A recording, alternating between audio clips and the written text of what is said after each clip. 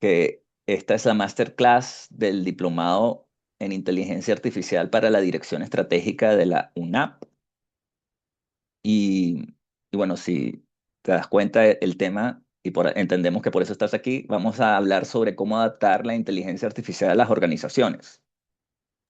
El equipo docente viene de una consultora, nosotros trabajamos en una consultora, los cuatro. Bueno, Joaquín ahora está trabajando en un proyecto independiente y creamos el equipo desde hackatones. Si no conoces lo que es una hackatón, es una competencia intensiva para resolver un problema con el uso de tecnología. Y lo empezamos a hacer hace ya 3 años, 4 años. Fue premiado por la Cámara Chilena Alemana estas hackatones que empezamos a hacer hace 3 años, porque en aquel entonces no eran tan comunes como hoy. Hoy día casi hay una hackatón al mes en Chile, lo cual es fantástico, es muy bueno porque la hackathon te permite poner a aplicar y usar la tecnología. Incluso si tú eres parte de un equipo que no eres tan técnico, tienes a alguien técnico que usa la tecnología y tú estás ahí para poder resolver un problema y aportar como equipo, que es cuando lo haces dentro de las organizaciones es súper importante tener esos equipos multidisciplinarios y las hackatones te permiten hacer eso. Te permite tener equipos de 3 a 4 o 5 personas para resolver un problema en un tiempo fijo, en una competencia contra el tiempo. Entonces, y lo hicimos con inteligencia artificial generativa y computer vision, visión de computadora, porque ahora las computadoras pueden ver e interpretar las imágenes y tomar acciones o enviar alarmas desde esa interpretación que hacen de las imágenes y de los videos, en realidad, de los videos e imágenes también. Bueno, gracias por estar ahí. Vamos entonces a comenzar. La agenda es, vamos a primero, la primera parte es cómo pensar en el futuro. Nosotros enseñamos y bueno, yo practico en mi trabajo del día a día una metodología de prospectiva estratégica. Perspectivas de mirar hacia adelante, de tratar de entender qué es lo que viene para entonces tomar mejores decisiones hoy y mantenerme relevante y tomar decisiones con confianza desde una forma metodológica y robusta de poder yo tomar mis decisiones y guiar a mi equipo. Eso es cómo mirar en el futuro. Vamos a ver eso. Después entonces vamos a decir de todo lo que pasa hoy día, porque hay mucha información. Cada día aparece un nuevo reporte, aparece una nueva señal, aparece algo distinto. A veces hay mucho ruido o como le llaman humo. Entonces, ¿qué es lo importante ver? Cortar para entonces nosotros prestar atención, que es una señal que nos permite entonces tener información para tomar decisiones. Eso es lo que vamos a ver ahí. Y la última parte, que es la más extensa y la más importante, que es el que trata de responder la pregunta o el tema, que es qué líneas de pensamiento o de acción y preguntas debemos hacernos, porque vamos a cerrar con unas preguntas, para entonces adaptar y aplicar esto en nuestra organización. Esto también aplica incluso para nosotros como individuos, ¿ok? Bien, entonces ahora, si acabas de unirte, recuerda que puedes usar el chat para dejar tus preguntas o comentarios durante la sesión y al final también vamos a tener un espacio para abrir el micrófono. Gracias por sumar. Y como te decíamos, esta metodología para ver el futuro en inglés se llama Foresight, Strategic Foresight, en español es prospectiva estratégica, que por cierto aquí en Chile está muy desarrollada en el sector público en el sentido de que está el Congreso Futuro, el Senado con 2 desafíos del futuro, hay reportes de prospectiva, la SOFOFA hizo también un reporte de prospectiva, y la mejor forma para poder ver, tratar de anticiparnos a lo que va a ocurrir, y esto también lo empezó a aplicar Shell, la petrolera, en los años 70, 80, donde tenía distintos escenarios para los precios del petróleo y las distintas tensiones geopolíticas, tenía distintos escenarios, es por medio de la construcción y la visualización de imágenes del futuro, de narrativas del futuro. Y siempre tratamos de hacerlo a por lo menos más de 5 años o 10 años, porque eso nos permite liberar nuestros sesgos y nuestras barreras de pensamiento y ya está demostrado que al hacer este tipo de ejercicio y este tipo de actividades y sí, de ejercicios, actividades y de proyectos dentro de las organizaciones, y más cuando se hace de manera recurrente, es decir, que tienes un equipo haciendo esto de manera recurrente. Actualmente todas las grandes empresas visionarias como Lego, Mars, McDonald's, IKEA, la consultora en la cual trabajo, tienen equipos dedicados, tiempo completo, a visualizar el futuro y desde esa perspectiva estratégica entonces establecer planes de acción, de planificación estratégica. Entonces se hace por medio de escenarios. Un escenario es una visión, una narrativa, una historia, una forma de ver algo que podría estar ocurriendo, en este caso en el año 2035. Te traemos aquí y después vamos a ver señales, que las señales son eventos que ocurren en el mercado, nuevos productos, nuevos modelos, nuevos servicios, nuevos prototipos, nuevas patentes, que ocurren en el borde del mercado y que entonces me permiten tener una visión del futuro en el presente. Es un atisbo, es una pequeña señal, una muestra de lo que podría ocurrir si se hace común y corriente y del día a día. Entonces, este es el escenario que te traen. Vamos a leerlo. Dice, la familia extendida. Dice, Famia, vive en tu hogar de manera ubicua, conoce las rutinas de cada miembro de la familia, anticipa necesidades y resuelve conflictos. Los niños le cuentan secretos que no comparten con papá y mamá. Planifica cenas y vacaciones, cenas y vacaciones familiares perfectas, mientras media en discusiones. No, Famia está ahí, Famia está presente en cada conversación, desde el auto autónomo, los mensajes de video, el audio, hasta el baño inteligente. Está en todas las áreas y las habitaciones del hogar. Conoce mejor que nadie los patrones afectivos y emocionales de tu familia. Un día, Famia detecta señales de depresión en tu hijo adolescente a través de cambios en su voz y comportamiento. La pregunta, ¿dejarías que un asistente de inteligencia artificial intervenga emocionalmente en la vida de tus hijos? ¿O pondrías un límite humano, incluso si eso implica menos bienestar? ¿Y por qué? ¿Ya? Eso es lo que se llama una pregunta o dilema ético, que son los que estamos viviendo hoy día. Hoy día estamos viviendo dilemas éticos, sobre todo con esta tecnología que es, como vamos a conversar más adelante, una tecnología que permea todos los sectores y todas las áreas de nuestra vida económica, profesional y personal. Te dejamos en el chat la pregunta. Si quieres responder o comentar, puedes dejarlo ahí. Y antes de pasar a las señales que tenemos en la siguiente lámina que inspiran esta visión, esto nos muestra una posibilidad que estaría ocurriendo en el futuro. Y ya hoy día hay demandas, creo que no son más de 10, pero son demandas importantes hacia OpenAI por el uso en el caso de OpenAI de ChatGPT, por adolescentes. Y de estos adolescentes, lamentablemente, tomaron acciones que hicieron daño a sí mismos, se hicieron daños a sí mismos. Entonces, ya existe documentación, ya existe evidencia de este escenario, que lo estábamos pintando para el 2035, pero ya hoy existe eso. Segundo, OpenAI también acaba de establecer control parental. Significa que tú puedes tener cuentas que son menores de edad y son controladas por alguien adulto. Es algo nuevo que acaba de salir hace más de un mes por todo este tema de las demandas legales que están teniendo.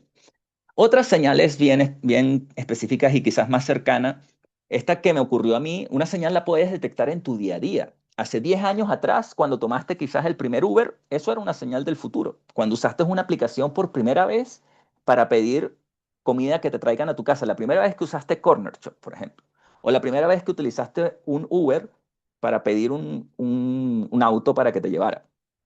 Eso era una señal del futuro hace 10 años atrás, porque hoy día existe una cantidad de plataformas similares a Uber. Incluso hubo un tiempo que todas las startups decían, somos el Uber para las habitaciones o los hoteles. Esa era como Airbnb. Somos el Uber para esto, somos el Uber. Entonces, esas son señales que te permiten ver el futuro.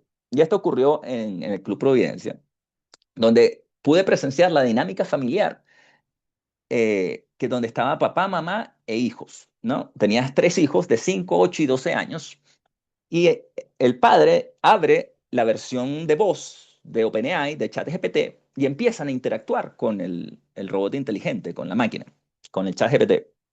Entonces empiezan a interactuar con la versión de voz y empieza una dinámica con los niños que empiezan a decir, ¿qué es esto? ¿Quién eres? Entonces OpenAI le responde, ¿no? Dice, bueno, soy ChatGPT, un modelo diseñado por OpenAI en San Francisco. Entonces los niños son muy, muy curiosos e inteligentes. Le dice, pero ¿quién es OpenAI? ¿No? O sea, y él, bueno, OpenAI es, y le empieza a responder. Y le, le preguntan también, esto me pareció genial, le preguntan, ¿quién es mejor que tú? ¿Quién es mejor, tú o Alexa?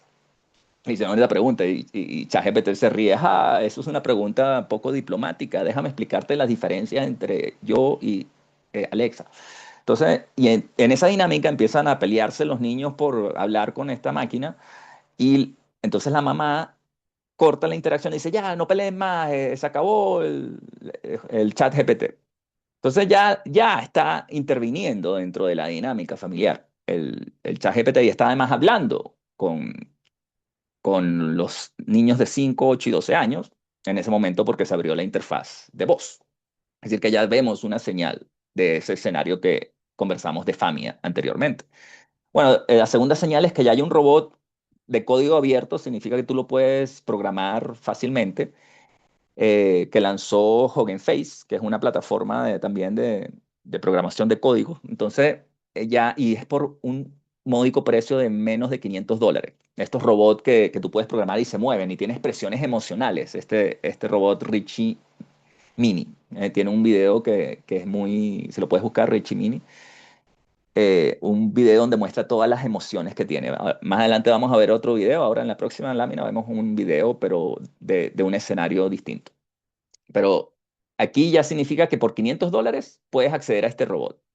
Hace 5 años atrás o más, 7 años atrás, nosotros compramos un robot en la consultora donde trabajo con Camilo y ese robot nos costaba unos $4.000 y era Richie Mini. Es decir, que actualmente se dividió por 10 el precio del mismo robot en 5 o 7 años. Entonces ahí puedes ver los costos cómo van cayendo y cada vez los robots van a estar más cerca de nosotros. ChatGPT, bueno, ya actúa como terapeuta. Este es un artículo que vamos a enviar por correo, que es muy bueno. Es un artículo donde un periodista chileno estuvo interactuando con ChatGPT como un terapeuta y documenta toda su experiencia y además conversa con expertos médicos de la salud mental y entonces da su reportaje, su historia, su narrativa que le quedó muy buena. Entonces eso lo podemos compartir después. Y eso también está ocurriendo. Todo lo que es el uso de estas interacciones para el tratamiento clínico de la salud mental. Y el último es que Mighty Group Set es un asistente de inteligencia artificial de derivación, en este caso, no es de terapia, pero existe en Chile. Esto se hizo en Chile, Mighty.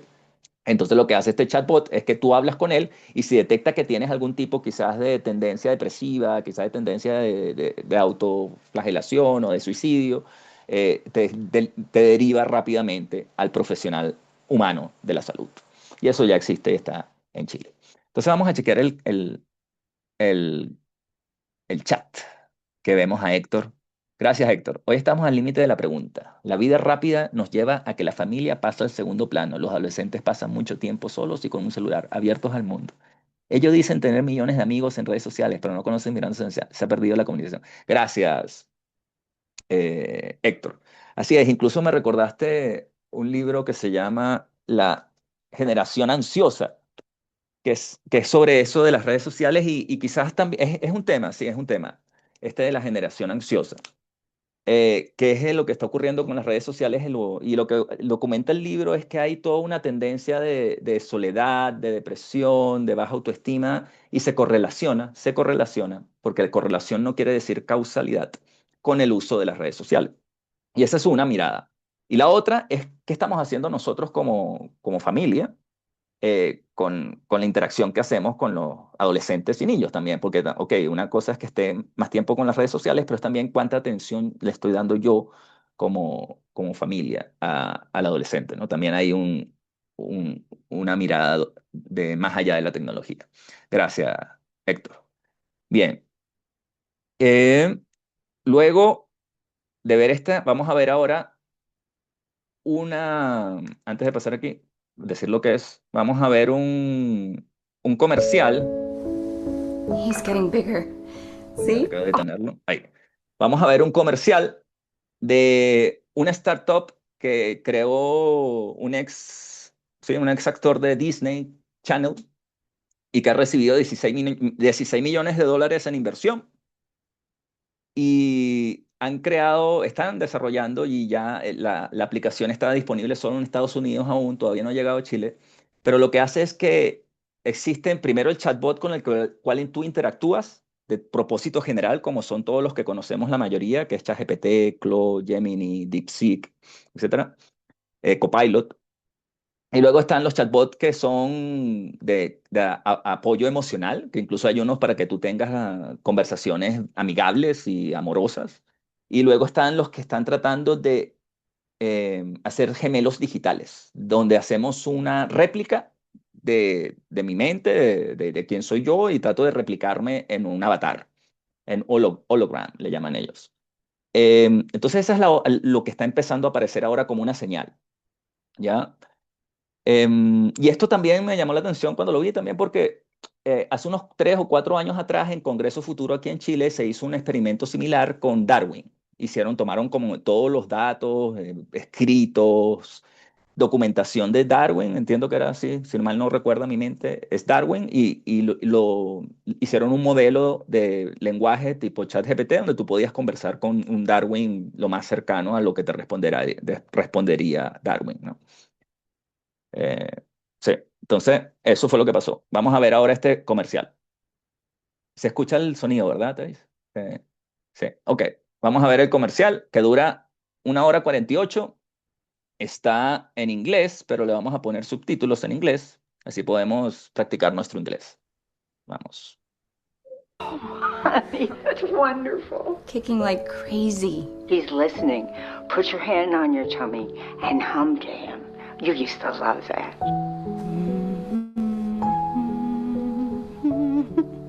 It feels like he's dancing in there. Oh, honey.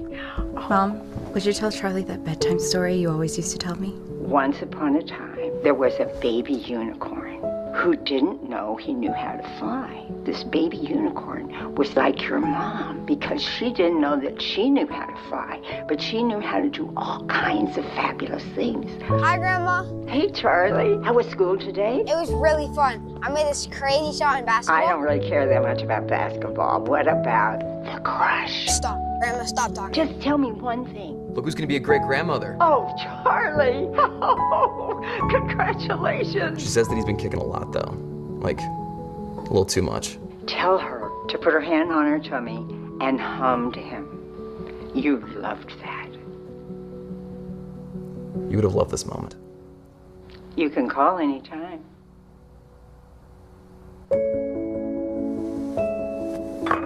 Okay, Mom, I just need a quick video. Is this like an audition or something? No, Mom, just 3 minutes. You need my best side? Can I see another one? I can play the piano. She's so talented. I am. I'm your mother after all. Keep going. Why don't you start by telling us a little bit about yourself? Well, I was born as a very young child. I would hope so.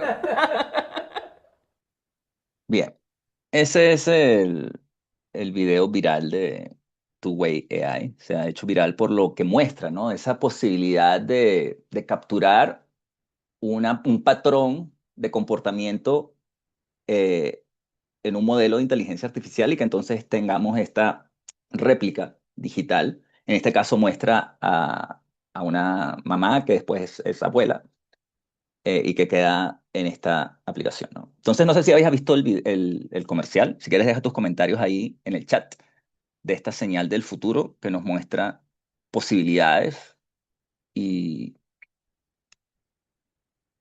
y escenarios de qué podrían ocurrir, de qué es lo que podría estar pasando con el uso de esta tecnología, tanto en el espacio personal como también dentro de las organizaciones, porque esto también este servicio se le ha dado a los directores ejecutivos de organizaciones. Algunos han creado ya sus gemelos digitales para dar avisos y comunicaciones y tratan, entonces, si pueden también replicar sus comportamientos más sutiles, sus maneras de conversar, su manera de expresarse, quizás puede cambiar las dinámicas comunicacionales dentro de las organizaciones.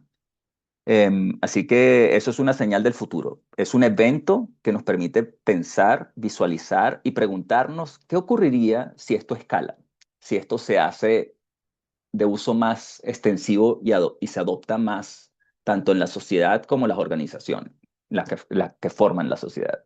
Esa es una señal del futuro que nos permite preguntarnos y visualizar posibilidades. Y desde ahí poder entonces aplicar la metodología de prospectiva estratégica, de definir acciones en el presente para prepararnos para esos escenarios y posibilidades futuras. Entonces, bueno, esa era la introducción de cómo pensar en el futuro de la inteligencia artificial. Otra forma de pensar en el futuro es reconociendo patrones. Patrones son, como dice Mark Twain, creo que se le atribuye a Mark Twain, este escritor dice que el futuro no es igual al pasado, pero rima, dice algo así parafraseándolo, rima el futuro con el pasado, porque podemos ver patrones. Y el primer patrón, que seguramente te han hablado de las revoluciones industriales, pero el patrón más importante ahí es el tipo de tecnología que habilita estas revoluciones. La tecnología que tú ves aquí abajo, que aparecen la máquina de vapor, la electricidad, las tecnologías de información y comunicaciones, que sería la computación, el computing, y la Internet, y luego la inteligencia artificial, son lo que se conoce como las tecnologías de propósito general. Una tecnología de propósito general es aquella que permea todos los sectores de la economía, como decíamos al inicio, esto puede afectar la electricidad, afectó la educación, los electrodomésticos, cambió la forma en cómo con la bombilla eléctrica ahora trasnochamos. El motor eléctrico ahora lo tenemos incluso en los automóviles, en las baterías, tenemos baterías. Entonces, eh, todos los sectores de la economía los impacta y los cambia. Y es evolutiva en el tiempo. Eso es algo clave. Evolutiva en el tiempo es que la electricidad hoy día la tenemos en nuestro bolsillo y es ahora también verde, ¿no? Lo hacemos con otro tipo de combustible. Y la inteligencia artificial también. Hace 70 años apenas podía jugar backgammon o un ratón podía moverse por un laberinto. Hacía ese tipo de artilugios o artefactos que eran curiosos para la época. En cambio, hoy día ya puede conversarnos, puede resolver problemas de matemática, puede escribir ensayos, puede establecer planes de marketing y el primer borrador de un plan estratégico, puede hacer un análisis de mercado inicial. Entonces, ha ido avanzando en el tiempo y esto continuará avanzando. Porque ese es el patrón de un uso de lo que está acá. Es una plataforma de innovación. Cambia la forma como tenemos nuevas ideas, cómo aplicamos esas ideas. El ciclo de ideación, exploración, testeo y aplicación y escala de esas nuevas ideas y de la innovación se acelera. Y además es recursivo en el sentido de que la misma inteligencia artificial se puede mejorar a sí misma por medio del proceso de investigación, desarrollo, aplicación, etc. Entonces, y esto aplica para las ciencias, el Premio Nobel de Química, que ganó uno de los cofundadores de DeepMind, es aplicado a las moléculas, a la forma que tienen las proteínas. Entonces, se aplica a la química. Luego tienes otro que se aplica a la física. ¿Dónde puedes aplicar esto? A los materiales, a la ciencia de los materiales. Al ADN también han hecho entrenamientos para tratar de entender mejor el ADN y poder iterarlo y hacer nuevas mutaciones. Entonces, es una tecnología que se aplica a todo. Y en las organizaciones, a todos los flujos de trabajo, en todas las tareas que podamos hacer en nuestro día a día. Cualquier rol que tengamos tiene distintas tareas que pueden tener un poco mayor o menor grado de inherencia o de influencia de una tecnología de propósito general, como la computadora, la electricidad y ahora la inteligencia artificial. Así que el gran Bill Gates, Guillermo Puertas, nos dejó esta frase en su newsletter hace ya 2 años, cuando dice que lo más sorprendente que él ha visto hasta ahora desde la interfaz gráfica de usuario, que es la que tú me estás viendo hoy a través de la pantalla, antes era puro código, entonces él luego crea el Windows y aparecen las ventanas y aparece esto que me estás viendo, fue gigante el cambio, ¿no? Y ahora él ve que la siguiente interfaz de interacción va a ser la conversación, el gesto con la máquina, ¿no? Entonces hay un cambio de la manera como interactuamos con la máquina. y cómo sacamos el máximo de productividad. Como decía también Steve Jobs, que el computador era una bicicleta para la mente, ¿no? Entonces la inteligencia artificial es quizás como un auto autónomo para la mente, porque le damos cosas y nos hace y construye, ¿no? Sin intervención humana, en muchas, cada vez menos.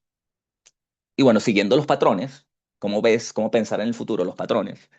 Otro patrón es el de los cambios de plataformas tecnológicas, donde cambian y cambia la economía, cambia la forma en que nosotros trabajamos. Donde primero estaban los mainframes, que no sé si recuerdas, son esos grandes computadores que tenían solo IBM o las universidades, y tenías que tú acceder a ellos de manera por tiempo, tenías que pagar para acceder a ellos. Luego tienes la computadora personal, cuando el gran Steve Jobs tiene la visión de poner una computadora en cada escritorio. Y luego entonces aparece la conexión entre esas computadoras, ¿no? Entonces ahí está ese salto que es gigante de qué fue más grande, la computadora o la conexión entre las computadoras, ¿no? Como que ese salto fue gigante cuando tú empiezas a conectar computadoras entre sí y seres humanos entre sí, información entre sí, y aparece la Internet, aparecen los Amazon, los Facebook, etcétera, los Google. Los smartphones, aparece la smartphone, también estuvo ahí involucrado Steve Jobs, estuvo involucrado en dos grandes cambios de plataforma. El iPhone aparece cambiando los smartphones y la computación de nube, donde ahora no necesitamos tener el computador ahí computando al lado nuestro, sino que podemos usar la internet y conectarnos a una nube y computar por tiempo compartido, es mucho más barato. Y por último, entonces, la siguiente plataforma es la inteligencia artificial, donde entonces todo está empezando, empiezas a construir, es otro bloque donde tú empiezas a construir aplicaciones, tanto organizacionales como de la ciencia también, de la ciencia. Y entonces, si seguimos viendo hacia más adelante, como similar al computador, ¿cuál será el salto más grande? En la creación de un modelo como GPT-5 de OpenAI o Gemini de Google, o cuando tú empieces a conectar y empiezas a que estos modelos empiezan a interactuar entre sí, que es lo que se dice lo agéntico, ¿no? La inteligencia artificial agéntica, que empiezan a tener agencia y tienen capacidad de interactuar entre sí, a conversar entre sí y empezar a hacer tareas en conjunto, ¿ya?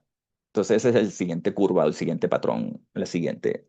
Y al final queremos darte un poco de fundamentos, ¿no? Porque para tratar de entender algo tenemos que ser capaces de distinguir sus pedazos, sus partes. Vamos a ver cómo vamos de tiempo. Vamos 7:30, perfecto. Eh, entonces, sus partes es que tienes la inteligencia artificial, ese gran círculo que ves ahí. Recuerda que puedes usar el chat. Me gustaría que tuviéramos interacción, comentarios, cualquier pregunta, también la puedes ir dejando ahí.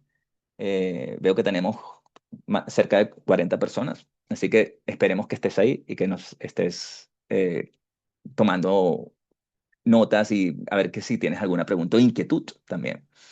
Bien, entonces esto que ves acá a la izquierda es la mejor forma como hemos encontrado de explicar esto, que tú tienes, esto es una área de conocimiento, o sea, un dominio de conocimiento. Entonces este dominio de conocimiento que es la inteligencia artificial, tienes el diagrama de Venn que ves ahí, que tienes la inteligencia artificial como gran área, luego tienes la machine learning, que es el aprendizaje de máquina, que es cuando aprendimos a darle ejemplos a la máquina, decirle esto es un gato, le damos la palabra gato. Esto es el color rojo, y decimos rojo. Entonces la máquina aprende el patrón y cómo le enseñábamos a la máquina a reconocer patrones. Y luego el aprendizaje profundo es cuando llevamos esto no a una sola capa, sino que empezamos a colocar más capas del algoritmo, distintos algoritmos, y empezamos a tener lo que llaman los pesos, que son estas pequeñas neuronas dentro de estas capas, y bueno, se llama el aprendizaje profundo porque tienes varias capas de aprendizaje, a grandes rasgos simplificando. Y luego tienes los LLM en inglés, que son los grandes modelos de lenguaje, que es un pedazo dentro del dominio del aprendizaje profundo, del aprendizaje de máquina y de la inteligencia artificial. Es solo un dominio, es un pedazo, es un fragmento, es una porción, que es el que más se ha hecho más conocido. Pero tú tienes aprendizaje de máquina y aprendizaje profundo en los algoritmos de recomendación de Netflix, en los algoritmos de recomendación de YouTube, en los algoritmos de incremento de engagement, de interacción dentro de las redes sociales. Todo esto son otro tipo de inteligencia artificial que está aquí. Y luego tienen los modelos de lenguaje y la generativa, donde entonces empezamos a hablar de imágenes, de video, de audio, de sonido. Tienes que generas, porque también hay un punto de inflexión donde antes nosotros solamente usábamos esta tecnología para reconocer patrones y entonces tomar algún tipo de señal de que de predicción, predecíamos, quizás cuando iba a fallar la máquina, predecíamos cuándo se iba a ir el cliente de nuestra campaña de marketing, predecíamos cuánto iba a comprar este cliente de la campaña de marketing. Podíamos hacer segmentación de clientes. Pero entonces cuando apareció la inteligencia artificial generativa, entonces ya no solamente reconocemos patrones, sino que somos capaces de crear patrones. Entonces ese es un punto de inflexión, donde antes éramos capaces de reconocer con la máquina y ahora somos capaces de crear con la máquina. Entonces ese es el punto de inflexión de la generativa. Luego, el aprendizaje, bueno, estos son los tipos de aprendizaje. Y lo más importante que queremos que te lleves es que son los pilares, los fundamentos. ¿Cómo hemos llegado hoy aquí? ¿Cómo funciona en los grandes segmentos de la inteligencia artificial? Los datos, que gracias a la Internet hemos logrado poner, digamos que el conocimiento de la humanidad, todo, las luces y las sombras de la humanidad en Internet.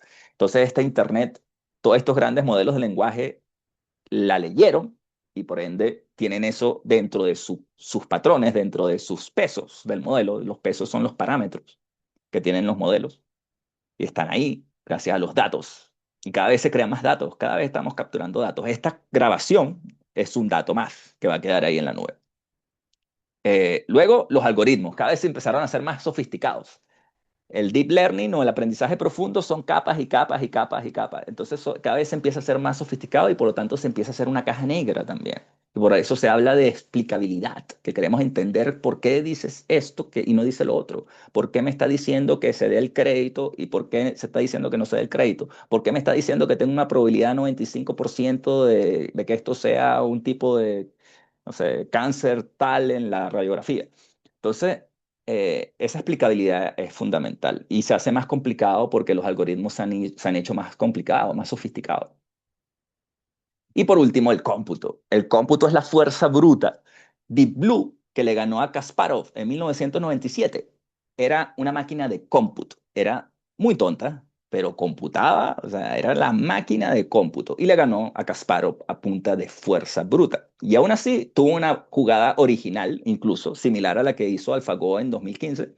También Deep Blue tuvo una jugada que desconcerta a Kasparov porque la máquina decide en vez de tomar material, en vez de ganar un peón, que es lo que debería ser un algoritmo, tomar material de acuerdo a su función, quiere maximizar la función por lo que quiere ganar material. La máquina dice, no, prefiero una jugada posicional de estrategia. No voy a ganar material, sino que voy a mantener mi estrategia posicional superior. Y eso a Kasparov lo desconcerta. Y eso fue a cómputo, cómputo, cómputo, cómputo. Deep Blue era una máquina de cómputo. Entonces, todos estos tres elementos son los que han logrado que hemos llegado a donde hemos llegado. Y hay un paradigma también que no sé si es importante, pero es curioso, en el sentido de que antes tratábamos de codificar cómo funcionaba, digamos, el lenguaje. Tratábamos de colocar la gramática dentro de estos modelos. Tratábamos de codificar. Tratamos de decir, así funciona el lenguaje. Aquí, antes de un artículo, viene una vocal va con una consonante. Tratábamos de colocar esas reglas y era muy difícil de que esto funcionara.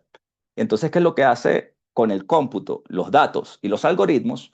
Empieza a utilizar una solución estadística, donde dice, vamos a aproximarnos a cómo es el lenguaje, a cuál es la siguiente palabra que viene, la siguiente palabra, la siguiente letra que viene, la siguiente sílaba. No me interesan las reglas de la gramática, no me interesa no, eso, Andrés Bello, no. Lo importante es matemáticamente qué viene después de una A y una T en este contexto. Matemáticamente, ¿cuál es la probabilidad de que venga esto? Y básicamente es una solución burda, estadística y sin reglas y principios de la gramática. Y por eso se discute que no entienden, que no piensan, que son loros estocásticos y tal. Pero eso. Entonces, bueno, gracias por escucharnos. Recuerda que puedes usar el chat. Ah, mira, aquí tenemos chat. Gracias, Héctor. Tengo 61 años. Yo nací en la tecnología, el año 1986, cuando entré a estudiar programación con sistema operativo CPM. Ahora lo que tenemos es tremendo, sí. Al final del 2023 hice un diplomado en inteligencia artificial, qué bueno, donde me voló la mente y ver que la IA no tiene límites. Hoy tenemos todo al alcance de nuestro celular. Gracias. Sí, así es, Héctor, así es. Nosotros en nuestro celular tenemos más capacidad de cómputo y de información que Kennedy en la crisis de los misiles o que el director del FBI en los años 70 en plena Guerra Fría. Es increíble. Buenas tardes. Se compartirá la PPT y la grabación. La grabación, no sé, la grabación va a quedar en YouTube. Así es, Marcela, gracias. Ah, ya le respondiste, Thais. Muchas gracias. Ok. Ah, el último elemento que te queremos entregar. La energía. Esto necesita energía. Y es el gran cuello de botella, ¿verdad? El cómputo requiere energía.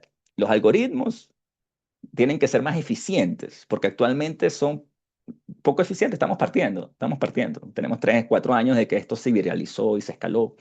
Bueno, ni siquiera, sí, se escaló. Entonces, la energía es un cuello de botella. Y luego de la energía vienen los chips, que por eso se habla tanto de Nvidia, que es la compañía que construye estos chips que son capaces de computar en espacios vectoriales, en matrices. Y luego tienes a Google, que también tiene unos chips específicos para la inteligencia artificial. Entonces ahí tienes ese cuello de botella que es la infraestructura, que son los elementos para poder hacer realidad esto. Chile, muy importante. Esto es un estudio que hizo el CENIA usando una metodología de, del equipo, sí, de Stanford, del futuro del trabajo, si no me equivoco. Y lo que hace es que nosotros tenemos que pensar el trabajo como tareas. Nosotros generalmente vemos el rol de especialista de marketing o el rol de especialista, ¿qué otros especialistas así hay? Finanzas, el especialista en control financiero. Entonces, esos roles tienen tareas, son muchas tareas. El rol se divide en tareas, el trabajo se divide en tareas. Entonces, lo que hace esta metodología es que agarra los 100 empleos más comunes de Chile, ve cuáles son los tipos de tareas que tienen que realizar y entonces dice, estas son las capacidades de la inteligencia artificial, por lo que deberían estar siendo automatizadas todas estas tareas, por lo que este rol debería ser acelerado ahí dice, en promedio, todos estos roles deben ser acelerados en un 50% la productividad con el uso de la inteligencia artificial generativa. Y eso significa un impacto de 12% en el Producto Interno Bruto. Es decir, que en Chile ya por lo menos se ha cuantificado la oportunidad que tenemos para acelerar nuestra productividad. Y luego de eso también tienes un segundo clic o una derivada que es el nivel de especialidad de estas tareas, porque el nivel de especialidad es distinto, ¿no? No es lo mismo una tarea administrativa o una tarea que sea un análisis de datos, por ejemplo, donde las dos se pueden estar automatizando, pero el impacto es distinto. Si tú automatizas un análisis de datos, así tú automatizas una tarea administrativa, ¿no? En el punto de vista económico que tiene sobre la economía de crear valor, de solucionar un problema al final. Tiene mayor impacto cuando eres capaz de acelerar una tarea de valor. Bueno, ahora que nos quedan Llevamos 40 minutos, sí, 35 minutos. Bien, vamos a partir entonces a la segunda parte y tercera parte. Vamos a ir a estas más cortas porque es que tenemos que prestar atención. Esto es que es importante mirar cuando vemos nuestro entorno alrededor de la inteligencia artificial. Un tema muy importante es el tema de que los modelos, básicamente la diferencia entre uno y otro es muy baja. Y esto se ha podido ver ya en esta gráfica donde puedes ver que incluso los modelos cerrados, que son OpenAI, Claude, Gemini, y los modelos abiertos, que son ya los que tienen quizás Mistral, que son otras organizaciones menos conocidas, pero que son modelos que tú puedes, Llama de Meta, puedes acceder a mayor información sobre ellos y entonces te permite hacer mejores aplicaciones sobre ellos. Y cuando la capacidad son muy similares, al final la diferencia no es qué modelo utilizas, sino cómo haces uso de él, cuál es la aplicación que vas a hacer, cuál es el proceso que vas a automatizar, cuál es el tipo de solución en el que te vas a enfocar. Y es ahí donde está la diferencia. Ese es lo más importante. Entonces, hay que ver también el tipo de aplicación, de problema que queremos hacer uso y entender que los modelos se han ido haciendo cada vez más similares unos con otros. Y hay un tema también de conveniencia, también. Si tú tienes una suite, digamos suite, es que estás usando más Google o estás usando más Microsoft, dependiendo de en cuál ecosistema te encuentres, te hace más relevante el modelo. Y bueno, aquí también el tema de las capacidades humanas es como nos decía Héctor, que esto va a continuar avanzando. Es decir, que aquí podemos ver la capacidad que tiene la computadora de hacer distintas tareas, de leer, de resolver problemas, aquí tienes de reconocer imágenes, etcétera, video, resolver matemáticas. Y cada vez lo hace más rápido, cada vez la pendiente se incrementa. Es decir, que somos capaces de acelerar esta y hacer cada vez más capaz la inteligencia artificial de manera más rápida. Luego, otro punto importante es cómo esto está afectando la Internet, porque actualmente todos los negocios tienen un factor muy importante de la venta online o de la presencia en línea o del branding en línea o todo lo que es la difusión y el marketing y el branding. Y se mueve a través de la web. Entonces, Google, que es básicamente el que tiene el 80% más, diría que el 90% del mercado en Occidente, de la búsqueda en Internet, ha estado cambiando el patrón de nosotros. Yo incluso ahora, piénsalo, ¿cuánto ahora estás yendo a Google y cuánto estás yendo al chatbot inteligente de tu preferencia a hacer una pregunta o una consulta? Donde entonces te está respondiendo un modelo de inteligencia artificial y no te está respondiendo una barra de búsqueda con sus links. Y Google se está canalizando a sí mismo, se está comiendo a sí mismo porque lanzó el overview de inteligencia artificial, la vista previa de inteligencia artificial, donde te responde en la primera página y no está enviando tráfico a otras páginas. Entonces la pregunta es, y esto se ha ido incrementando. Entonces la pregunta es, ¿cómo haces tú para que te visibilicen? Ahora, si ya no tienes el tema de la optimización SEO, del Search Engine Optimization, sino que ahora se empieza a hablar y empiezan a aparecer también compañías que te dicen que te hacen el Search Agent Optimization, o que empiezan a hacerte el Optimization for Agents of AI. Han aparecido cantidad de acronismos y ofertas de valor sobre ello, pero la realidad dura y técnica es que es muy difícil. No sabemos muy bien por qué un modelo de inteligencia artificial es capaz de colocar a uno algún link dentro de sus respuestas y no otro, porque no sabemos muy bien cómo operan, son una caja negra, como decíamos. Y es una área de investigación bien robusta y bien amplia de cómo poder entender las respuestas de los modelos y sus sesgos. Luego ha habido un cambio, y esto lo dijo Cloudflare, que seguramente si no la conocías esta compañía, te enteraste cuando se cayó y falló, digamos un tercio de la Internet falló, porque era Cloudflare, que es uno de los principales proveedores de servicios de web, de Internet, de infraestructura de la Internet. Entonces ellos tienen muchos datos duros. Entonces ellos saben que aproximadamente en el 2014, cada vez que tú ibas a Google y hacías una búsqueda, de las dos búsquedas que un usuario hacía, mandaba una visita a algún sitio web. Luego de 6 búsquedas mandaba una visita. Luego 18 búsquedas mandaba una visita. Pero ¿qué es lo que pasa con estos grandes modelos de lenguaje como ChatGPT y Claude? Bueno, que es gigante la cantidad de información que escanean antes y mandan una visita de 250 fuentes y mandan una visita. Y después se ha ido incrementando, es decir, que cada vez son más grandes, tienen mayor cómputo, han logrado tener eficiencias y por lo tanto son capaces de escanear más y mandan una sola visita de todo lo que escanean.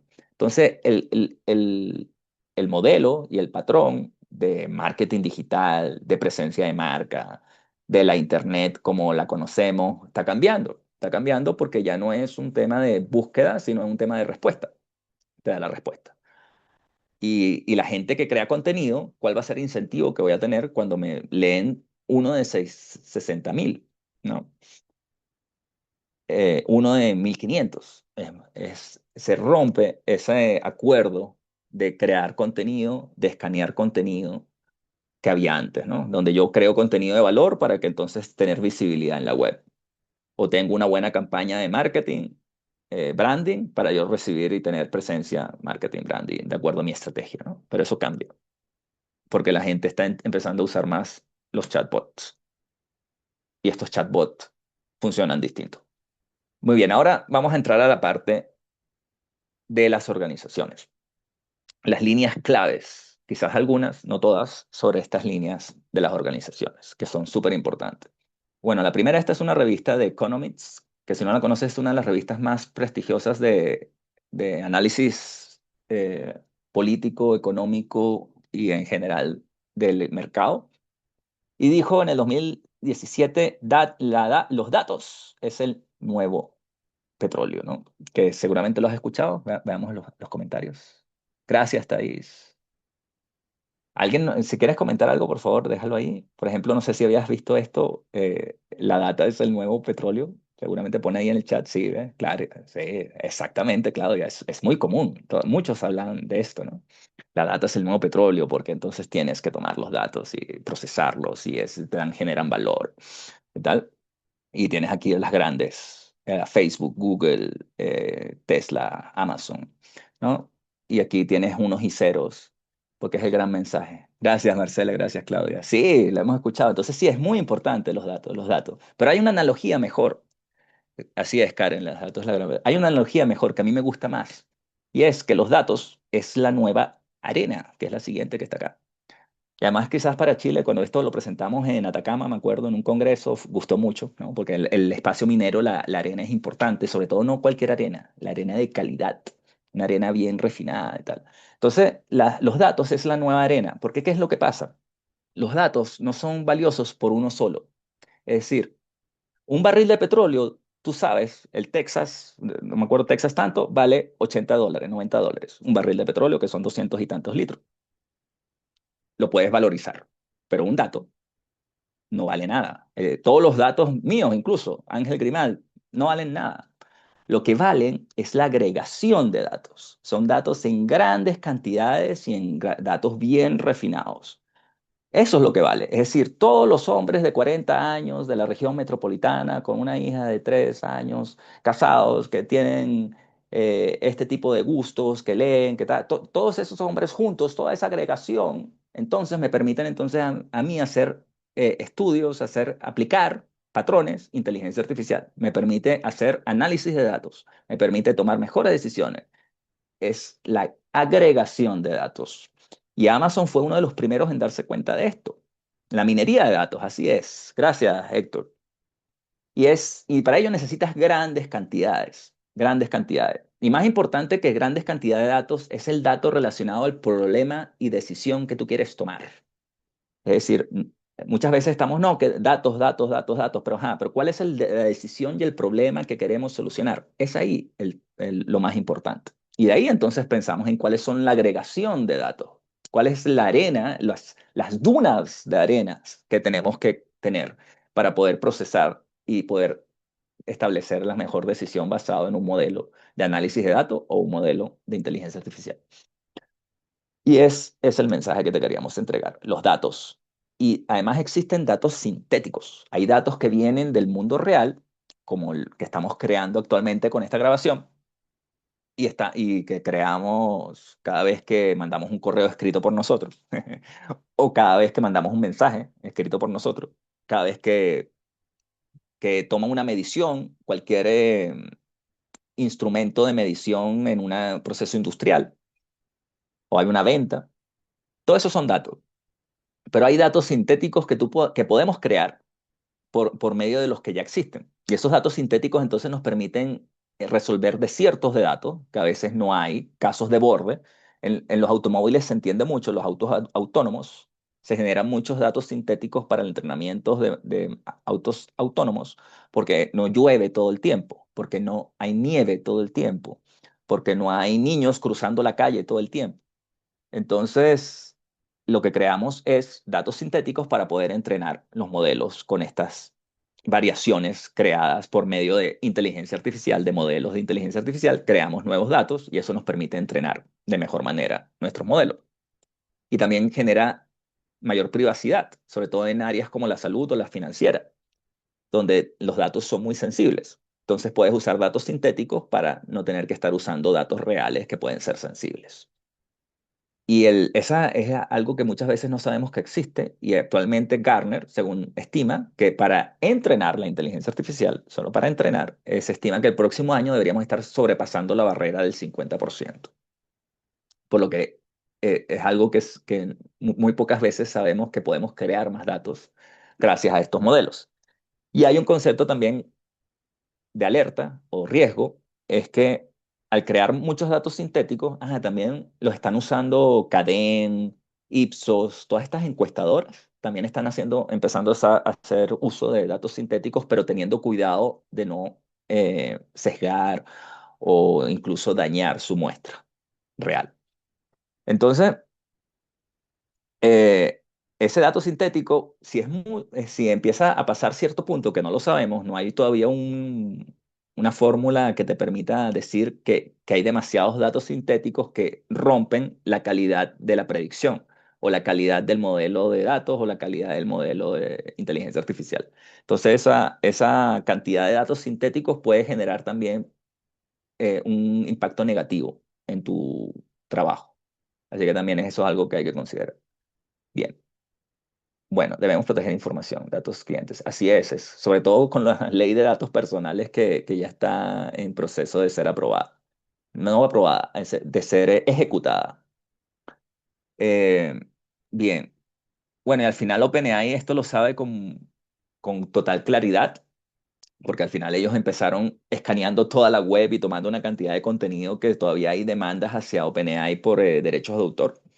Y están buscando partnerships, están buscando alianzas para poder conseguir datos que no conocen, que están ordenados, datos únicos, datos propietarios. Entonces la pregunta es cuáles son los datos que tenemos en nuestra organización y que cuáles son los problemas y decisiones que queremos resolver y cuáles entonces son los datos que deberíamos ordenar o refinar como la arena para poder resolver esas decisiones y esos problemas, tomar esas decisiones y resolver esos problemas.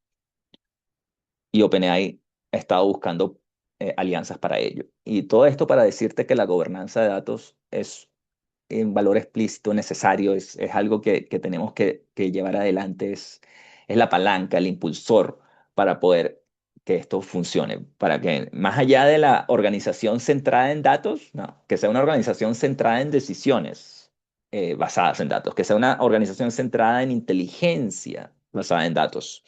Y los datos es la base.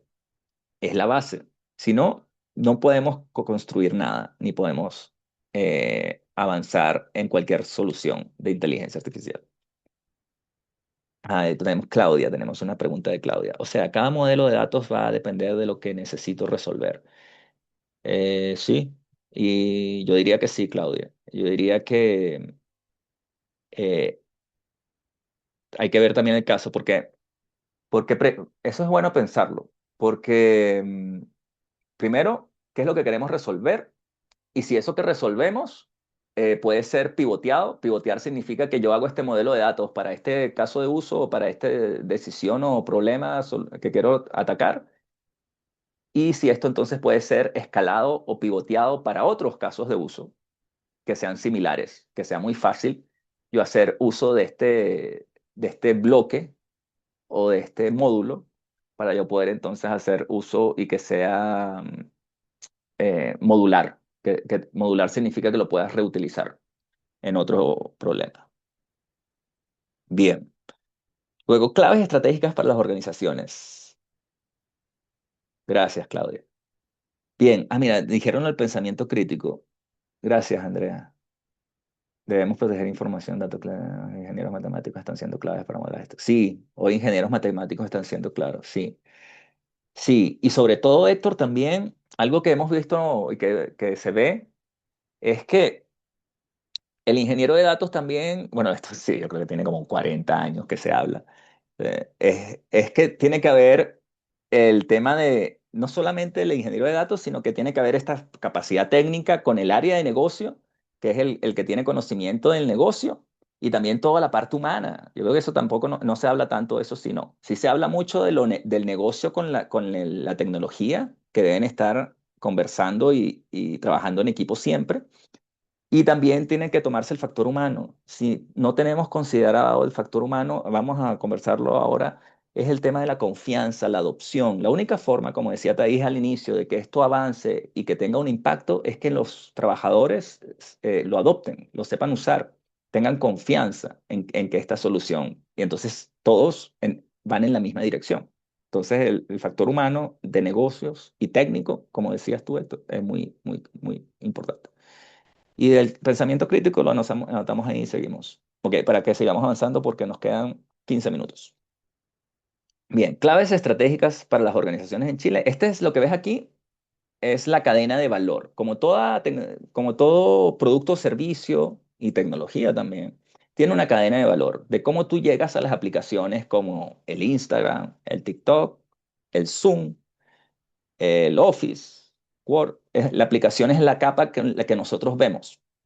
Pero para llegar allá, como estábamos hablando incluso antes de la infraestructura, de los datos, hay toda una cadena de valor, donde están los terrenos, la electricidad, los centros de cómputo, que aquí en Chile hay varios centros de cómputo, los datos, que es la infraestructura, luego tienes los datos, los modelos, los componentes de las plataformas. Algunas plataformas tienen distintos templates, tienen distintas funcionalidades, las APIs, distintas APIs. Las APIs son las interfaces de programación de aplicaciones, que es como tú conectas distintas máquinas y sistemas, eh, las plataformas, ¿no? Luego tienes las aplicaciones, que ya son los dispositivos, el computador, la tableta. Ahora estamos tratando de construir unos lentes, unos pines, tratando de conseguir otros dispositivos y las aplicaciones de software como tal. Entonces estas son todas las capas que le llaman en inglés las stack, el tech stack, le llaman en inglés, que es la cadena de tecnología.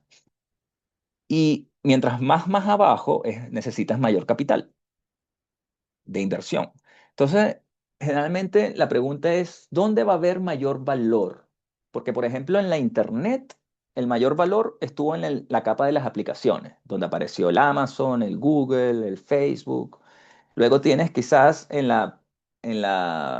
cuando aparecieron los teléfonos móviles, el valor estaba en el dispositivo y las plataformas, donde aparece todo el ecosistema de Android, el ecosistema de Apple, de iOS, y los teléfonos, todos los dispositivos Samsung también, los teléfonos Samsung, teléfonos Apple, etcétera. Incluso Microsoft trató de sacar un teléfono y no tuvo éxito. Entonces, ahí estaba el valor. Entonces, la pregunta es, ¿dónde está el valor de la inteligencia artificial como tecnología a propósito general? Muchos dicen que está en la capa de las aplicaciones, pero quizás hay también que ver la posición del ecosistema donde estamos nosotros, que es el chileno, ¿no? Entonces, tenemos ya centros de datos, y incluso se hizo una inversión fuerte hace poco, hace unos 6 meses atrás, en centros de datos. Toda una política también estuvo involucrado el Estado. Entonces, asegurar el acceso al cómputo, fundamental, a la energía. Chile es uno de los países que tiene mayor acceso a energía limpia, todo el tema de energías verdes. Luego, ¿dónde estará la aplicación de la IA? ¿No? Entonces, el mensaje que generalmente es la conclusión o el pensamiento nos lleva a las aplicaciones, ¿no? Donde deberíamos enfocarnos. No quizás en creación de modelos fundacionales, quizás no tanto, ¿no? Porque quizás no tiene mucho sentido. Bueno, están haciendo la TAN GPT, lo cual genera un modelo con todo un entendimiento cultural y de lenguaje español y de latino. Entonces te permite, quizás hay que ver cuáles son los problemas y decisiones que queremos tratar de potenciar y solucionar con él, ¿no? Pero ya el punto de vista es cuáles son las aplicaciones que podemos hacer, cuáles son las soluciones que podemos hacer, cómo podemos mejorar los procesos industriales y de toma de decisiones y administrativos y de atención al cliente y todo lo que tiene que ver con la organización desde el momento en que haces la compra hasta el momento que entregas el producto o servicio, ¿no? Toda esa cadena de valor, todas las aplicaciones que podemos tener ahí. Entonces, ese debería ser el foco principal para poder sacar el máximo valor. Buenas tardes, ¿se disponibilizará? Sí, se disponibilizará en YouTube. La revista Time nombró jueves personas del año a los artífices de la inteligencia artificial. Sí, todos ellos. Jan Altman, Dittman, gracias. Recuerdo que a fines de los 90 se comparaban, vamos a leer un poco el chat. Recuerdo que fines de los 90 se compraban bases de datos con datos comerciales para ofrecer producto. Hoy se tiene todo almacenado, ya que al comprar por internet entregamos todo, claro. Oye, ese tema de los datos, bueno, ahora va a empezar la ley de datos personales donde las organizaciones tienen que prepararse a toda la gestión de estos datos. Primero tienen que ser explícitos cuando te piden el dato y para qué va a ser usado ese dato. Y segundo, no puede haber una sobreexposición del dato, es decir, no puede ser utilizado para otro fin del cual fue capturado. Después tiene que haber derecho al olvido y tiene que haber todo un tema de los datos que eso viene y se va a implementar en Chile, que viene inspirado sobre todo en la ley de Europa. Y Que se incluso si implementa no, ahora a fines del 2026, o sea, ya estamos ahí. Hay que claro, estar eso viene. preparadísimo. Y debería empezar a bajar, incluso creo que ha bajado, bueno, no sé, pero ha bajado incluso cuando te llaman sin autorización, porque estás usando mi número, eso ya no se puede. El número de teléfono es un dato que se identifica a la persona. Los datos Sí, personales, como la definición así por encima, es cualquier dato que puede ser relacionado a una persona individual. El teléfono me apunta a mí. La imagen me apunta a mí, el root apunta a mí. Entonces, todos esos son los datos personales. Eh, entonces, bien, entonces, ¿dónde está el valor en las organizaciones? Ya vimos que tenemos las distintas capas. Ahora vamos a ir un poco más a la organización como entramado sistémico y social. Eh, entonces aquí, si no has visto esto y si no lo conoces, es el dilema del innovador cuando se habla de disrupción. No sé si has escuchado disrupción, pon ahí en el chat si alguien ha escuchado disrupción. Disruptivo, algo muy disruptivo, vas a ser disrumpido. Entonces, eso significa que esto es una teoría que nace en 1997, por ahí. Sí, está ahí, también lo he escuchado. Entonces, la disrupción. Entonces, tienes una primera curva que es tu modelo actual. Por ejemplo, aquí en Chile puedes tener a todas las que hacen leche natural y BCI, quizás la banca tradicional. Y luego tienes un modelo de negocio o una nueva tecnología también que empieza a aparecer en el borde del mercado y empieza entonces a, a, a generar ingresos en un nicho de mercado y empieza a atender clientes que quizás no son tus clientes, y es así, los clientes de Match al inicio no eran los clientes de BCI. Y este es un caso muy llamativo donde un mismo grupo organizacional, económico, un mismo grupo, sí, un conglomerado, hace su canalización, se autodisrumpe a sí mismo.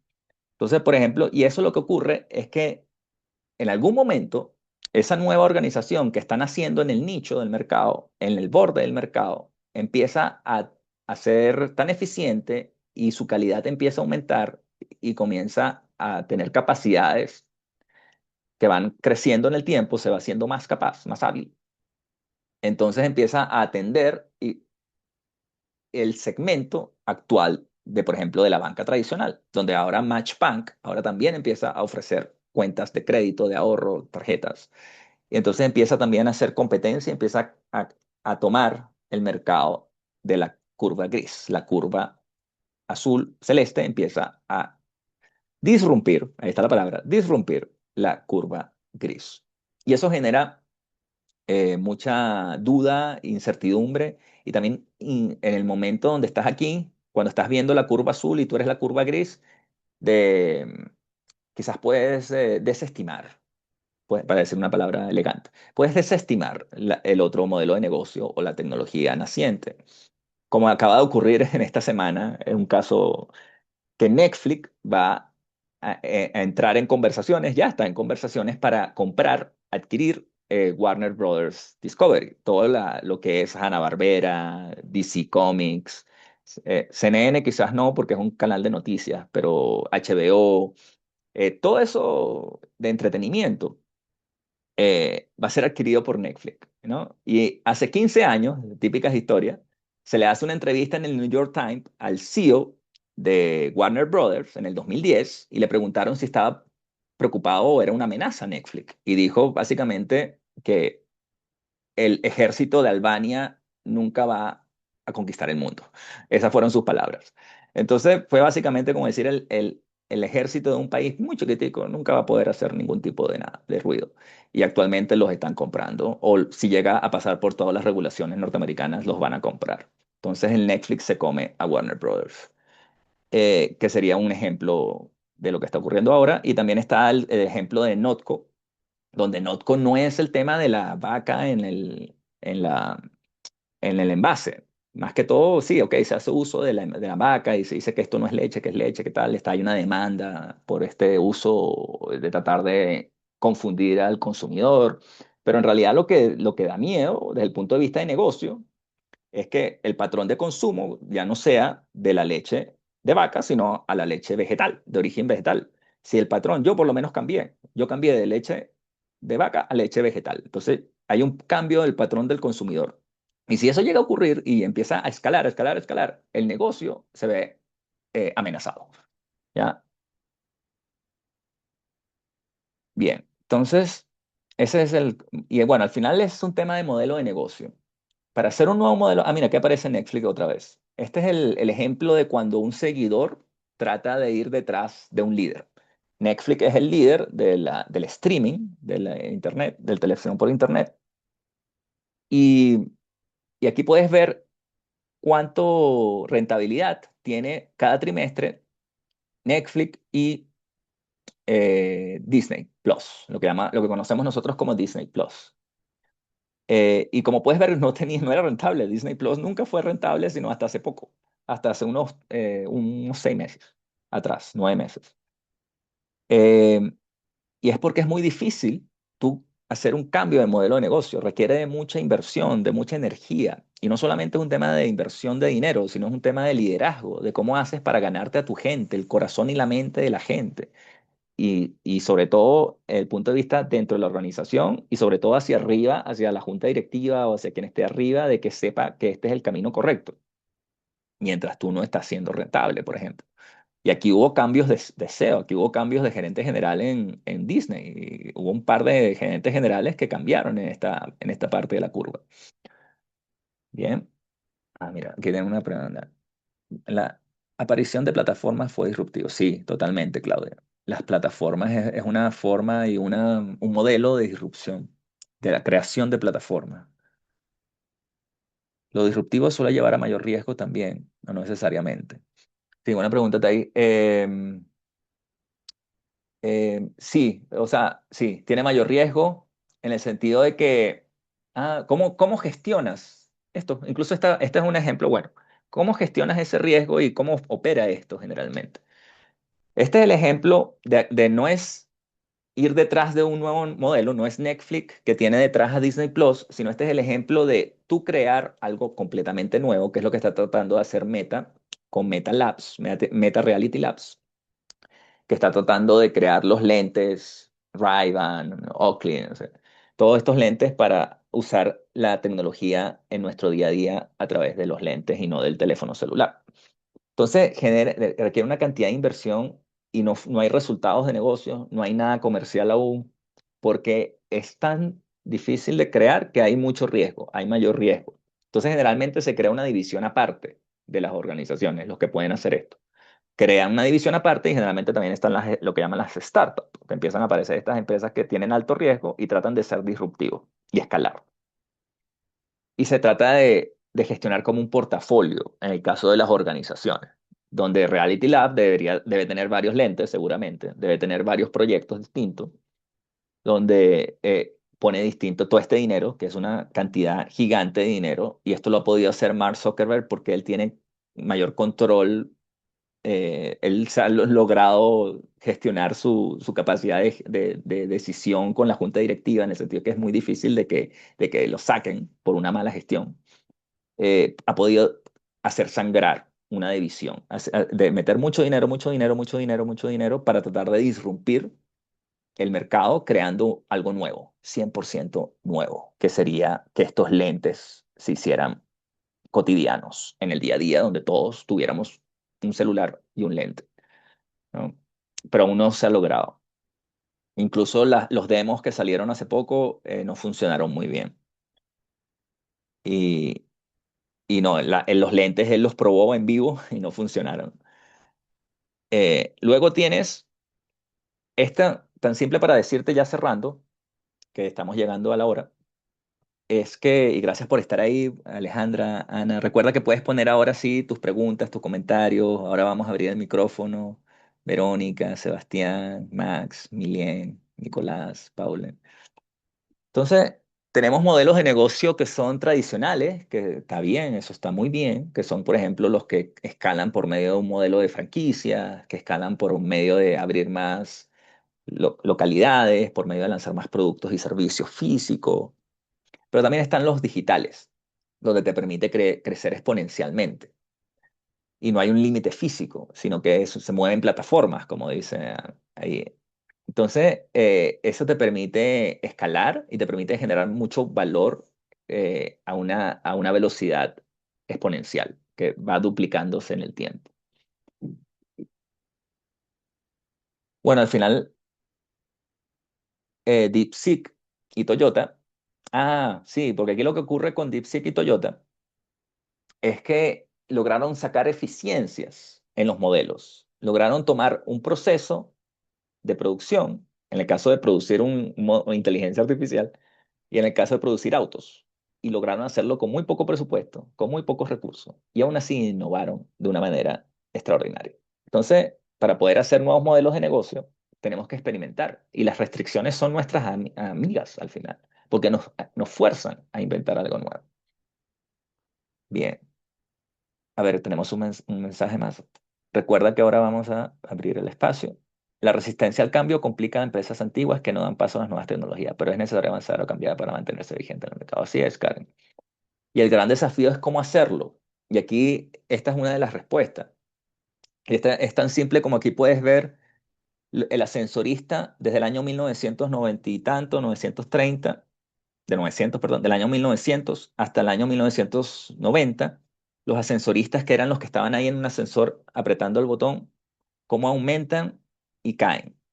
Y lo fascinante y lo que está documentado es que el ascensor ya era automático, pero aún necesitábamos el ascensorista, porque la gente tenía miedo de montarse en un ascensor, había miedo, no confiaba en el ascensor, y es la confianza lo fundamental. Y lo que se le ocurre a Otis es lanzar un ascensor que hablaba, que era inteligente, y decía, buenos días, piso 1, puertas abiertas, puertas cerradas. Y esa simple interacción de voz empezó a generar confianza. Y entonces los ascensoristas dejaron de ser relevantes. Y entonces ya no necesitábamos tener el ascensorista dentro del ascensor. Y la gente empezó a montarse en los ascensores solas por la confianza que lograron hacer. Porque la confianza es clave y fundamental. Es el puente entre la capacidad técnica que tenemos de los modelos actualmente de inteligencia artificial y su adopción masiva, de esa adopción que nos hablaba Karen. ¿Ya? Para poder cambiar. Es la confianza que podemos tener. Y eso está con lo que hablaban relacionado con el pensamiento crítico, que decías más arriba, decían. Porque son nuevas habilidades, el upskilling y reskilling, que son estas palabras en inglés que hemos adoptado para poder comunicar lo que es aprender más habilidades en lo que yo hago actualmente y o aprender nuevas habilidades en algo nuevo, que es el reskilling. El upskilling es aprender habilidades en lo que yo hago hoy, en mis habilidades requeridas hoy, y el reskilling es cambiar habilidades que requeriría en otro espacio, en otra actividad, etcétera. Y aquí podemos ver una imagen que nos gusta mucho porque tienes los cajeros automáticos, los ATMs, y los cajeros humanos en la curva azul. Entonces, aquí puedes ver que los cajeros automáticos aumentaron, pero los cajeros humanos seguían siendo relevantes solo con una pequeña caída aquí, porque lo que hubo fue una upskilling, puedes decir, y reskilling, porque antes estaban ahí recibiendo dinero, haciendo depósitos, y después pasaron a la atención al cliente. Se crea toda esa área donde se hace más relevante atendiendo al cliente de manera personal y siguen siendo relevantes a pesar de los cajeros automáticos. Y después empiezan a caer porque aparece toda la banca digital y las sucursales dejan de ser tan relevantes, por lo que entonces empiezan a ya no ser relevante ese rol humano en una sucursal porque la sucursal empieza a desaparecer. Y es lo que ocurre en cierto punto con las tecnologías. Llega un punto en donde ya automatiza los procesos y el entorno, no solamente la tarea y el rol, sino el entorno alrededor de la tarea y el rol, el sistema organizacional, y por lo tanto hay que hacer un pivoteo de ese cajero quizás que era atención al cliente, empieza a estar ya en un área de eficiencias de proceso o en un área distinta que se tiene que migrar y moverse. Similar con la inteligencia artificial está ocurriendo algo así. Y por último, que deberíamos estar ya terminando, es ese. Ah, no, todavía nos quedan unas 3 láminas más. Por último, es el mensaje que le dio Elon Musk a OpenAI cuando se funda, donde les dice básicamente que lo más importante es la gente, no es el algoritmo, no es los datos, no es la cantidad de dinero, sino que les dice lo más importante. Elon Musk le escribe un correo y estos correos se filtraron por todos los juicios que hay actualmente de demanda hacia OpenAI entre Elon Musk. Entonces se filtra esto como evidencia y podemos leer los correos.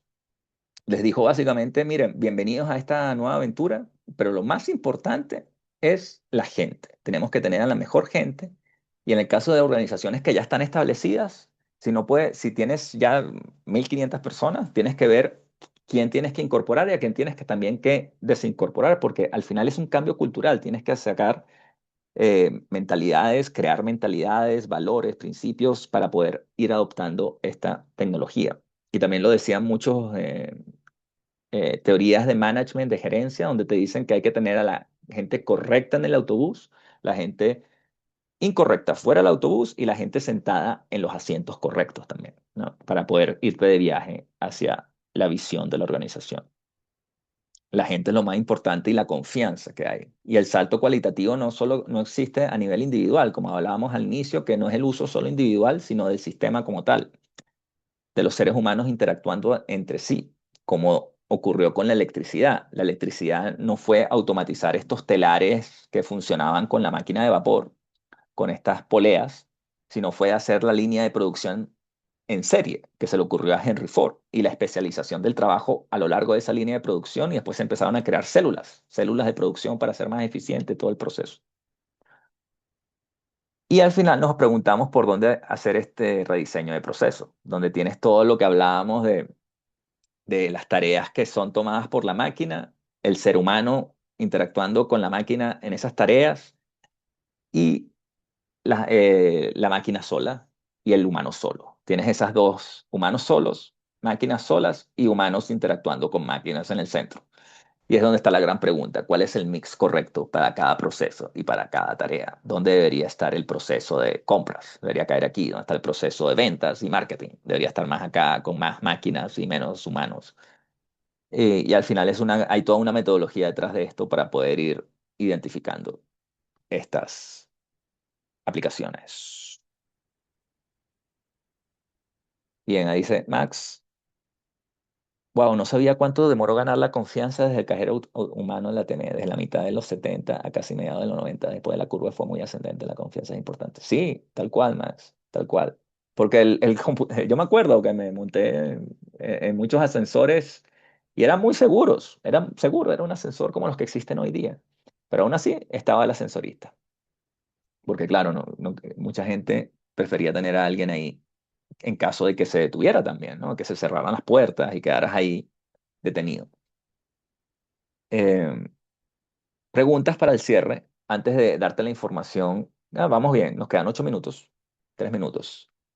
Te vamos a dar estas preguntas y luego te vamos a dar la información general del diplomado, porque por estar aquí tienes un descuento especial en la matriculación. Y en el diplomado entiendo que también. ¿Es así, Thais? Sí. Ok, gracias. Es así. Es así. Entonces, pregunta súper importante. ¿Qué actividad o proceso útil que haces ya no es valioso? Porque muchas veces no solamente es hacer lo que ya hacemos, sino dejar de hacer cosas. ¿Y por qué las dejamos de hacer? Porque hacemos un rediseño del proceso, hacemos un rediseño de las tareas y por lo tanto hay cosas que quizás ya no es útil y ya no es valioso hacer. Luego, ¿qué tareas imposibles puedes hacer ahora? O sea, ¿qué es lo que antes no podías hacer ahora que puedes tener una máquina leyendo documentos? Ahora que tienes una máquina capaz de decirte qué es lo que dice una imagen, qué imagen es algo, qué es esto. Es capaz de ver, es capaz de leer, es capaz de interpretar. Ahora, con eso ¿qué ahora podemos hacer y automatizar? ¿Cómo estás incentivando a tu organización para innovar a escala? Que era un poco lo que comentabas ahí sobre el cambio. ¿Cómo estás incentivando a tu organización para innovar a escala? Porque esto es un proceso de innovación a escala cultural. Lo que hay actualmente muchos son pilotos y son programas de entrenamiento, de capacitación. Pero ¿cómo llevamos esto a la escala? Eso es uno de los primeros pasos, en la experimentación y la capacitación. Pero ahora, ¿cómo hacer que esto sea de uso cotidiano y sea parte del día a día y no tengamos que tener un programa de capacitación en inteligencia artificial, sino que sea simplemente el, la capacitación anual, ¿no? Eh, ¿Cómo estás estableciendo células ágiles? Scrum Work Teams para innovar. Estos Scrum Work Scrum en inglés es zorrillo, el zorrillo, que es este animal que tiene mal olor. ¿Por qué? Porque es lo que hablábamos de la disrupción, que fue la pregunta que hizo Thais. Cuando haces disrupción disruptiva, crear un nuevo modelo de negocio, un nuevo producto o servicio, lo que era Match para BCI o Matchbank todavía, lo tienes que tener aparte, lo tienes que tener en un espacio de célula ágil, separado de la cultura de tu organización, porque si no va a ser contaminado y también al final son los que están trabajando para disrumpir mi negocio. Entonces tienes que tener espacios de innovación en células ágiles, si quieres tener realmente innovación, realmente cualitativa, no incremental, sino cualitativa. ¿Cómo estás integrando la IA responsablemente? Esa es una de las grandes preguntas y por eso tenemos todo un módulo de inteligencia artificial para que esto sea incluso previo a la regulación que se está discutiendo, tengas ya establecidas las bases para poder hacer el uso de la tecnología de manera responsable y no tener que estar luego en una experiencia traumática de ir adaptando, ir reacomodando y retrabajando lo ya existente. Bien, entonces aquí te decimos el programa. Vamos a leer ¿esto se requiere saber programar? No, no se requiere saber programar, Marx, para el diplomado. Tenemos un curso que se llama IA aplicada por nuestros científicos de datos, Camilo Menares, que es muy bueno, incluso publicó hace poco un paper sobre la calidad del aire en la región metropolitana, donde hace 30 años ha caído la calidad, no, ha mejorado la calidad del aire, lo que a mí me sorprendió mucho, pero resulta que sí, ha mejorado el aire de Santiago según este paper. Entonces, esa materia es para ver y aprender cómo se usa la inteligencia artificial, como ese caso de saber utilizar datos para entender patrones en el clima. Y eso te sirve quizás para la agricultura o para las salmoneras. Eh, Luego tienes usos de automatización de procesos de video, y todo eso lo que aprendes ahí son herramientas. Y conceptualmente, el diseño conceptual de esto. Pero hay todo un demos, hay muchas demos y ejercicios que se hacen sin saber programar. Por lo tanto, ese es el curso de inteligencia artificial aplicada. Luego el que ya mencionamos, el de IA responsable. Y la línea vertebral del diplomado parte con una visión de futuro, que es prospectiva estratégica, que es esta metodología de usar señales, conseguir patrones, realizar preguntas e interpretaciones para poder visualizar imágenes del futuro, escenarios, y desde esos escenarios entonces tener toda una metodología que te permita establecer un plan de acción y una estrategia de la organización para aplicar la inteligencia artificial de manera responsable y partas a tener un impacto desde el día uno del diplomado, porque nosotros hacemos que todos los proyectos de los módulos del diplomado conversen entre sí. Eso es. ¿Cuáles serían los requisitos para el curso? Los requisitos para el curso son tan simples como ser profesional y tener la disponibilidad que dice aquí. La disponibilidad son lunes y miércoles de 19 horas a 21 horas, porque hay una asistencia mínima requerida, que es el 75%, si mal no recuerdo, y son las clases en vivo. Hay diplomados que tienen asincrónico, pero nosotros tenemos todo 100% sincrónico, porque es en esa sesión interactiva donde ahí también hacemos breakout rooms, es 100% en línea, y podemos tener la interacción en vivo, que es la que agrega más valor y está enfocada en un proyecto. El módulo de visión de futuro, sales con una visión de escenarios futuros del sector donde tú trabajas o que tú elegiste trabajar. Y desde esos escenarios futuros, luego, en el módulo de estrategia en inteligencia artificial, aplicas esas visiones de futuro para establecer tu estrategia de inteligencia artificial con liderazgo, con cultura, con experimentación, productos mínimos viables, testeo, y todo lo que es también hipótesis de disrupción, de cómo te vas a disrumpir, cuáles son los peligros que existen con esta nueva tecnología y las que vienen también, no es solo una, hay muchas.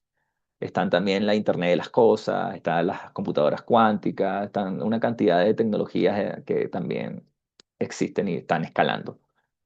Eh, y luego tienes la IA aplicada, que es, ok, de esa estrategia que he establecido, estos productos mínimos viables, ¿cómo los llevo a la aplicación en mi organización, que es el mismo proyecto relacionado, y con la inteligencia artificial responsable en el marco regulatorio actual? Bien, adelante, Thais. Ay, perdón, que ahí justamente, bueno, primero no, probablemente hay algunos que no me alcanzaron a ver al principio. Yo soy parte de la Facultad de Economía y Negocio y soy justamente parte de la gestión comercial de los diplomados. Entonces, contarles un poco como de esta parte más comercial de las preguntas que están teniendo ahí. En verdad, los requisitos para el curso ahí solamente, perdón Ángel, pero te voy a corregir, no es necesario tener título profesional para postular al diplomado. Ah, qué Eh, bueno. sí, así que ese es como un mito que tienen de los diplomados y no es necesario tener el título profesional, así que todos pueden postular. Es online, 100% online. Vamos teniendo como al ser parte ya del diplomado y al ser parte después ya de exalumnos, son parte de nuestra base de datos. Aquí la utilización de los datos es importante también. Entonces ahí nosotros los vamos a invitando a eventos presenciales para hacer networking con otros compañeros de la facultad, etcétera. Entonces, por ahí hay eventos más presenciales, pero todo el diploma es online. Y algo súper, súper importante, que yo sé que al bolsillo duele de repente, además de este descuento que les comentó Ángel, que tienen por asistir el día de hoy, se puede pagar de manera mensual. Es decir, que este arancel se distribuye mensualmente, o sea, al final queda en cuotas. No recuerdo exactamente del valor, pero con la ejecutiva lo pueden conversar rápidamente, entonces no duele tanto al bolsillo, no es tan terrible. Así que eso quería comentar nomás, Ángel. No, gracias, excelente, Thais. Y me parece fantástico que no se requiera título profesional, porque nosotros en las hackatones tenemos gente increíble, que todavía incluso gente mayor también que tampoco tiene título y son autodidactas Sí. y, y son muy buenos. Em, entonces, esa pregunta que estaba ahí, esa. Karen, tengo un diplomado de gestión estratégica. ¿Me complementa este diplomado? ¿Cuáles son los requisitos? Sí. ¿Por qué te complementa este diplomado? Porque este diplomado se diferencia de, sí, básicamente no hay ninguno en Chile, por lo menos, que yo conozca siempre, porque yo tengo mis cegueras, pero lo que yo he visto y en la investigación que hicimos, no hay ninguno que tenga la metodología de visualizar el futuro, de ver posibilidades futuras, escenarios futuros, establecer una estrategia desde esa visión de futuro en el contexto de la inteligencia artificial, con inteligencia artificial aplicada y responsable, que es como cómo llevas esa estrategia que parte desde el futuro, desde el año 2035. Nosotros hacemos una simulación del año 2035 de escribir un diario, de establecer experiencias, de conversar con personajes del futuro. Tenemos unos chatbots que son del futuro. Entonces, esa visión de futuro es muy poco común en el espacio organizacional de las empresas. Existe más en el espacio público, que me parece fantástico que tengan esa visión de tratar de por lo menos hacer estudios de futuro. En cambio, este te lo entrega este diplomado. Y lo segundo es que tiene todo el contexto, más que contexto, las bases, todas las bases y el marco de pensamiento de la inteligencia artificial. Porque ahí o incluso es nuevo, hay un diplomado que es de visión de futuro, de perspectiva estratégica, pero es solo eso, es genérico. Ese lo puedes aplicar incluso para la sostenibilidad. En cambio, este es de inteligencia artificial. Es la diferencia. Ajá, posgrado, programa. Gracias, Thais. Ese es el link que acaba de poner Thais en el chat, donde puedes ver más información. También puedes escanear lo que ves en pantalla. Deberías ver en pantalla el QR y ese QR te va a llevar a mi perfil de LinkedIn. Y a mi perfil de LinkedIn tú me escribes y podemos coordinar una llamada de 30 minutos, donde la cohorte pasada tuve 2 llamadas de 30 minutos y es muy bueno porque ahí aclaras, conversas, me preguntas y lo puedes hacer ahora también, si quieres abrir el micrófono, levantar tu mano, poner en el chat y podemos conversar más en detalle. Y también puedes referirme también, si alguien quiere conversar conmigo, me puedes referir y que tú creas que le pueda interesar esto, ¿ok? Ese es el mensaje importante. ¿Qué otro mensaje importante? Esto estoy convencido. Hoy en la mañana estaba hablando en el Magíster de Comunicaciones y, e Innovación de Medios, Innovación de Contenido, perdón. Magíster de Comunicaciones e Innovación de Contenidos de la Universidad de los Andes. Otra universidad. Y es increíble que este está tocando todos lados, sobre todo la comunicación y los medios, pero esto va a cambiar la internet, va a cambiar la forma como se mueven las noticias, cómo publicas contenido, cómo haces una campaña de marketing, cómo haces un posicionamiento de tu branding, cómo haces un proceso de ventas, cómo haces, todo va a estar cambiando. Y si trabaja otro diplomado o otro magíster en la salud, va a también cambiar completamente cómo haces investigación, cómo atiendes a los clientes, cómo haces el diagnóstico, cómo haces el prediagnóstico, el post-tratamiento, de todo. Entonces estamos en un momento que es realmente fascinante. Es fascinante y lo bueno es que hay mucha información y lo bueno de tomar un diplomado, eso yo siempre, y no solo diplomado, sino cuando conoces a alguien que puede decir qué escuchar, qué leer y qué aprender, es que es lo que llamo yo la curaduría, que es lo que hacen los museos y las galerías de artes.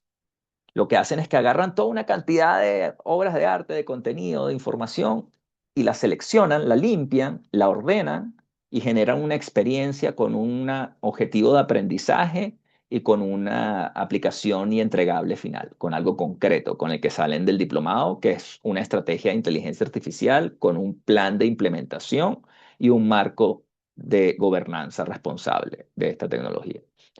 Entonces, ese es el mensaje final. Gracias por estar ahí. Pon ahí tus últimas preguntas, comentarios que quieras hacer, porque de verdad es una oportunidad que si tienes alguna consulta, inquietud, pregunta sobre lo que hemos conversado.